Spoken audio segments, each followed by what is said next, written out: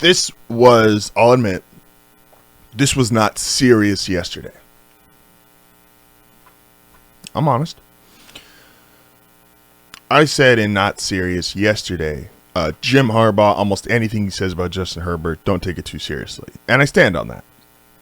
Now, the difference here is, though, with Jim Harbaugh, who is going to hype up his quarterback, as he should, maybe not necessarily say Hall of Fame, but he should hype up his guy. He said Justin Herbert, his job is to make Justin Herbert a Hall of Famer, and he believes he could do that. Okay? I then saw the internet decide that they think and the NFL Hall of Fame is definitely not the Major League Baseball Hall of Fame. This is where it gets confusing, is we have three, I don't know enough about hockey to talk about it. Out of the three major sports, baseball, NFL, and NBA, the Hall of Fame is drastically different. In Major League Baseball, you better just be the best player ever to get in. Like the MLB Hall of Fame is so restrictive, and because of the way they do votes, like, again, Ken Griffey Jr. was not a unanimous Hall of Famer. Some writer somewhere decided, you know what? Maybe the greatest player ever, or the greatest modern player ever, just wasn't feeling it. He missed too many games. Who cares if he had 600 home runs and was the player of the 90s? Just wasn't feeling it. Okay. So the MLB Hall of Fame is ridiculous to get into, and it's kind of its own joke. The NBA Hall of Fame is weird because it is unique, because it's not the NBA Hall of Fame. It's the Basketball Hall of Fame.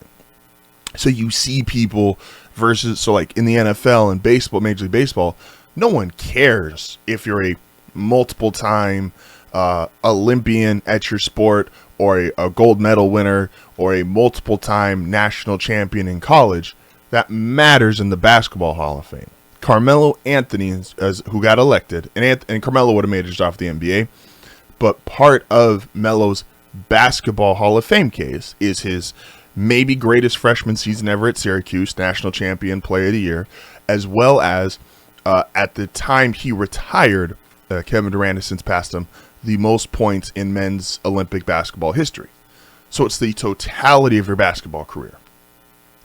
Then there's the NFL Hall of Fame, which is weird on positions. Like, we're pretty lenient towards quarterbacks. Don't get me wrong. Pretty lenient towards quarterbacks. Eli Manning is going to be a Hall of Famer despite the statistical success, but because he has 2 rings, and partly because who he has those 2 rings against. Dan Marino is in the NFL Hall of Fame despite having almost no playoff success outside of his second year in the league, but was just one of the greatest talents we've ever seen, greatest quarterbacks we've ever seen, no doubt Hall of Famer, right? The NFL is not as tough as baseball, not quite as easy as basketball.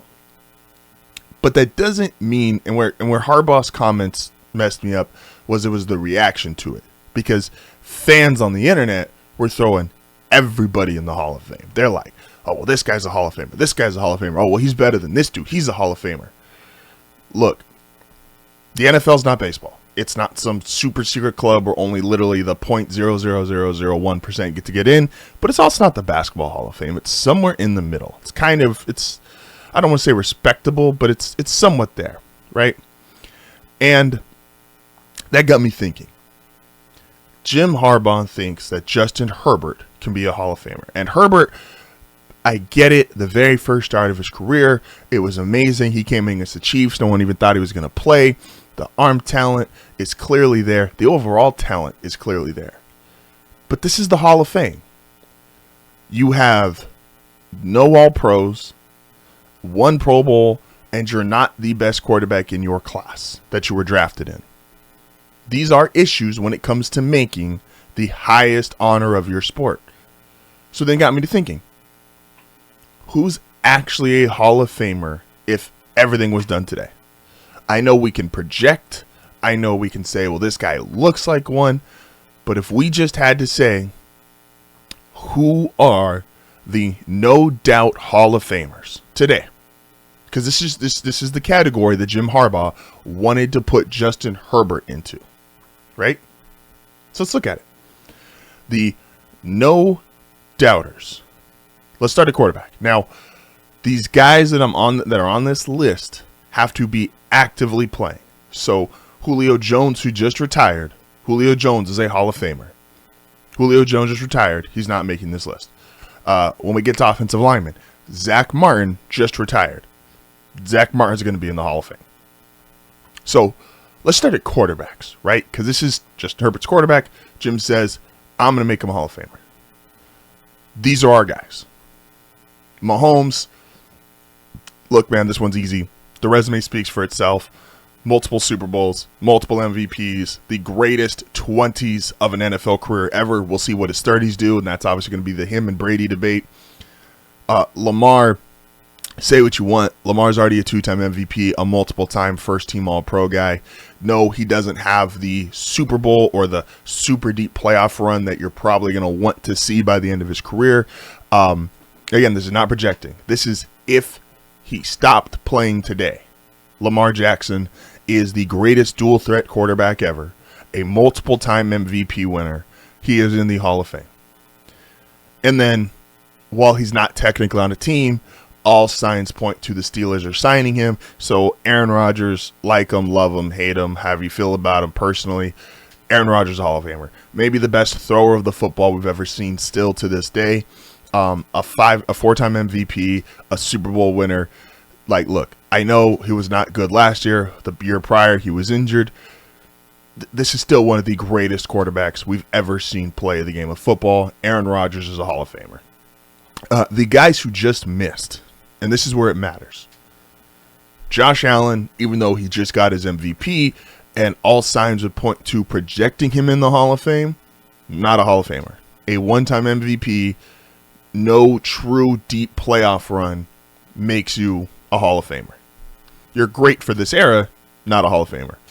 Joe Burrow, again, this is projecting. Yes, you made a Super Bowl with the Cincinnati Bengals, which I think is incredibly impressive, and is one of those like all-time stats flexes on your resume. But Joe's not a Hall of Famer. Do I think could you project him in there? Sure. But we're not doing projections. We are doing if they stopped right now, because I want to emphasize how hard the Hall of Fame is to make still. If Joe stopped today, Joe Burrow's not a Hall of Famer. Matthew Stafford. Again, Stafford has the stats. He got the Super Bowl. Too many years being irrelevant in Detroit. I know Detroit was dysfunctional, but Matthew Stafford, not a Hall of Famer. This is how tough it is. We have 3 guys. One at the end of his career. The other 2 who had team success, the best 20s ever in Mahomes, and individual success, maybe the best ever in Lamar Jackson with the multiple MVPs. So those are our quarterbacks in the Hall of Fame. Let's go skill position. I'm going running back, receiver, tight end. And I want to be very clear here. The guy who I was probably the most hesitant on is Derrick Henry. Derrick Henry did not make the Hall of Fame for me. I think Derrick is still like a year or 2 away, and I wanted to keep the status of if he retired right this second, would I say he's a Hall of Famer? It's tough. I think he is the best running back of his generation. It's also maybe the weakest generation of running backs in history. McCaffrey wouldn't do it for me. He spent too much time injured. So running back was tough, but I didn't actually think there was a Hall of Fame running back. So skill players, I have just Travis Kelce and DeAndre Hopkins. Kelce, this should be a no-brainer. Super Bowls, maybe the greatest tight end ever. All the same achievements that Mahomes had. His number one go-to weapon throughout his career has been Travis Kelce, the guy who's going to be his number one option. All these numbers, again, maybe the greatest tight end ever. Easy. DeAndre Hopkins, again, Julio Jones would have made this list, but because Julio officially retired, I didn't include anyone who was retired. These have to be all active players. Hopkins has, so Mike Evans was another close one to me, where I don't have Mike Evans quite as a Hall of Famer. DeAndre Hopkins was doing 1,400 yards a season with a different quarterback every single year. we are going to look back on DeAndre Hopkins' career and go, you had how many yards, how many touchdowns with how many quarterbacks, and who were the quarterbacks? Like, until he got Watson, this was a shit show in Houston. And he was still productive. He was still all pro. He was still catching 10 plus touchdowns. He was still getting you 1,400 yards. Like, again, the latter stage of his career and obviously what happened with Watson in Houston is going to take away from some of that. But this, in my opinion, I was a guy who was calling him the best receiver in the NFL because of his quarterback situation, because he didn't have a guy who was a clear, bona fide, all-pro, Pro Bowl level quarterback. He was just out there catching passes from you and me, and he was still putting up numbers. So, skill position guys, I got two. Again, the Hall of Fame is not easy to get into, and the Hall of Fame is especially hard on receivers. Like, again, Julio was so... When you hear guys talk about Julio Jones, this is the same way that my generation talks about, like, Calvin and Antonio Brown.